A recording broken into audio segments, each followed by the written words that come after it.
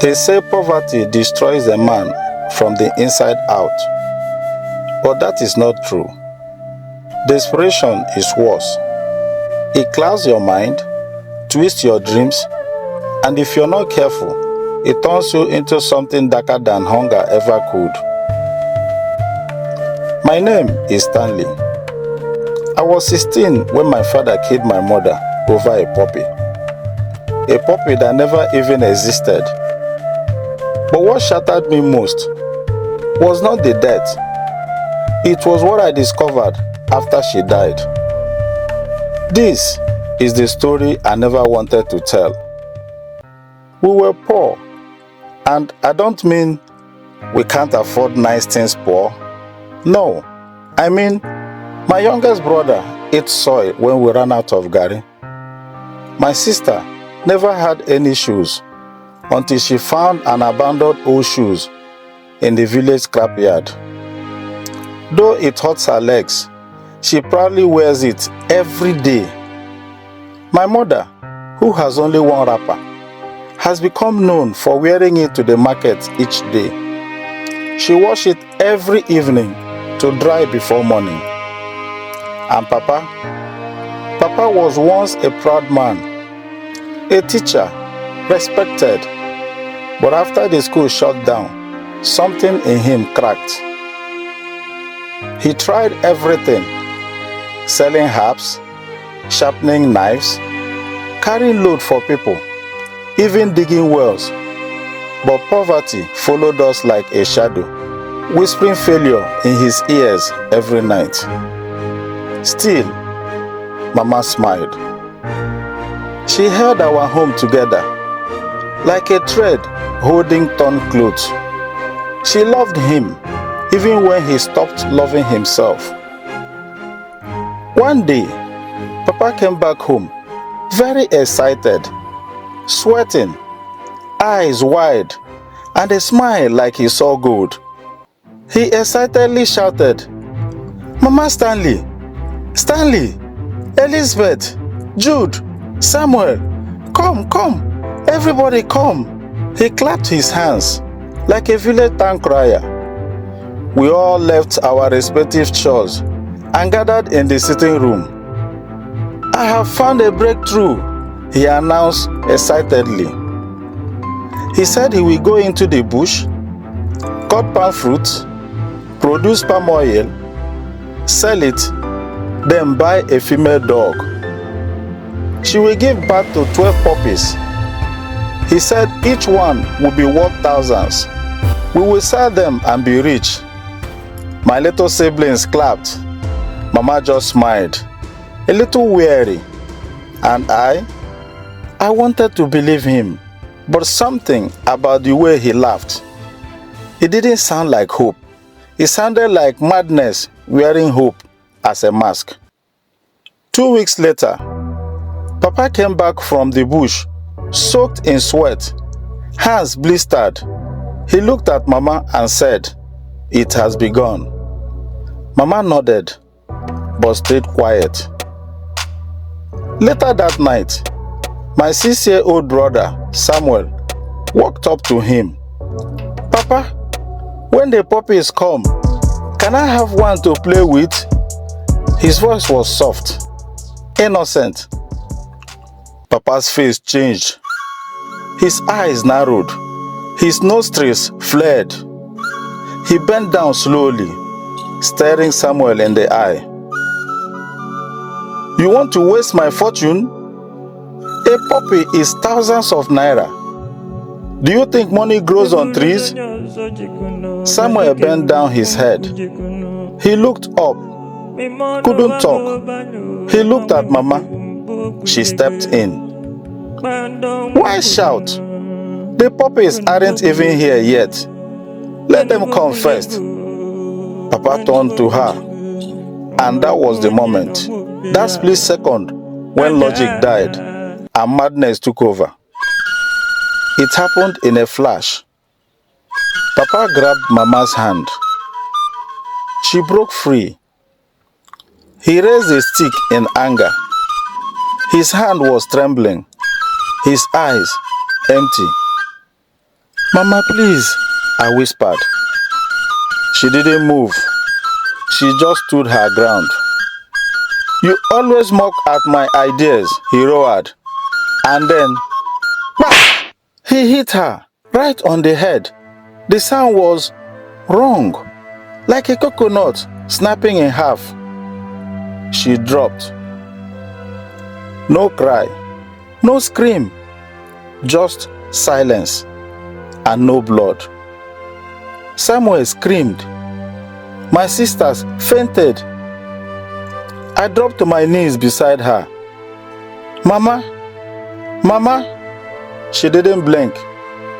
She didn't breathe. She was gone. Papa stood in shock. The stick no longer in his hand. His eyes met mine, and then he ran out of the compound, through the road to the village stream, to the farmlands, and into the forest. We never saw him again. Neighbors came to help us carry her body. The town was in shock. Some wept, some shook their heads.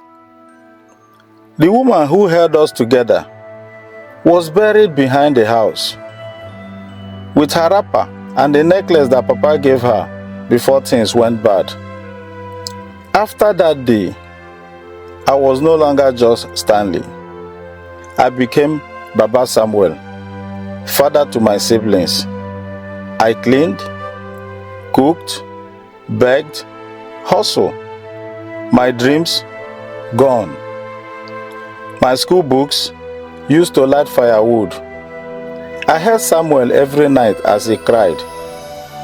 Mama said he would never leave. I lied and said she was watching us from heaven.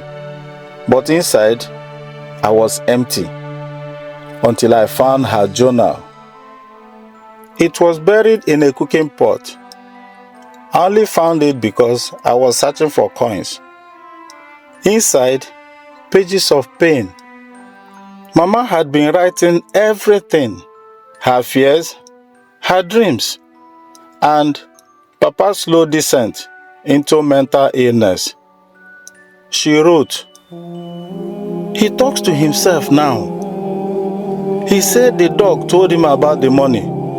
Sometimes he stares into the mirror and says he's a king. I want to run, but the children, I stay for them." But that wasn't the twist. The final page broke me. If anything happens to me, tell Stanley, the dog idea came from me. I planted it in his head. I just wanted him to believe again, but he grew into something I couldn't control. I fell to the ground.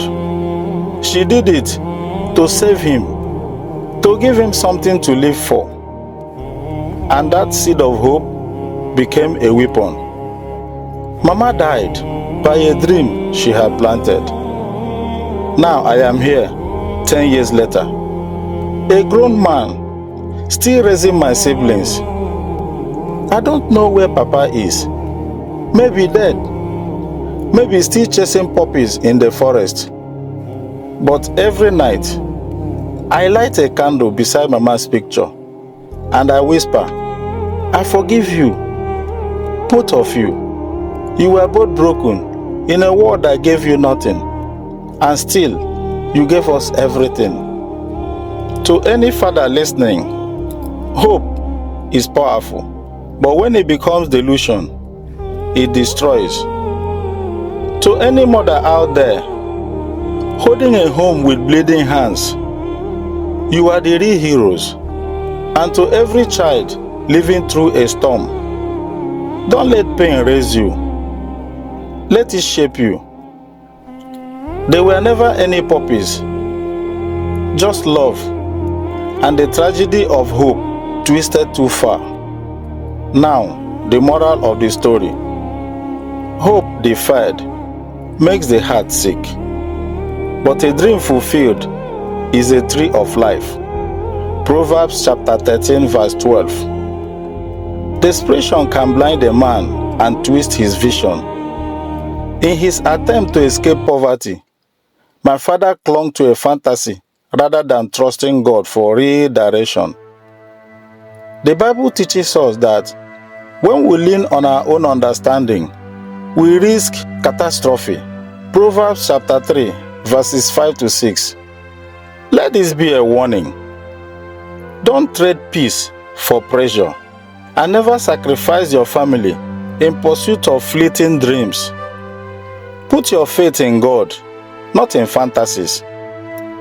In many homes, poverty does not just starve the body, it starves the mind, poisons relationships, and fractures love.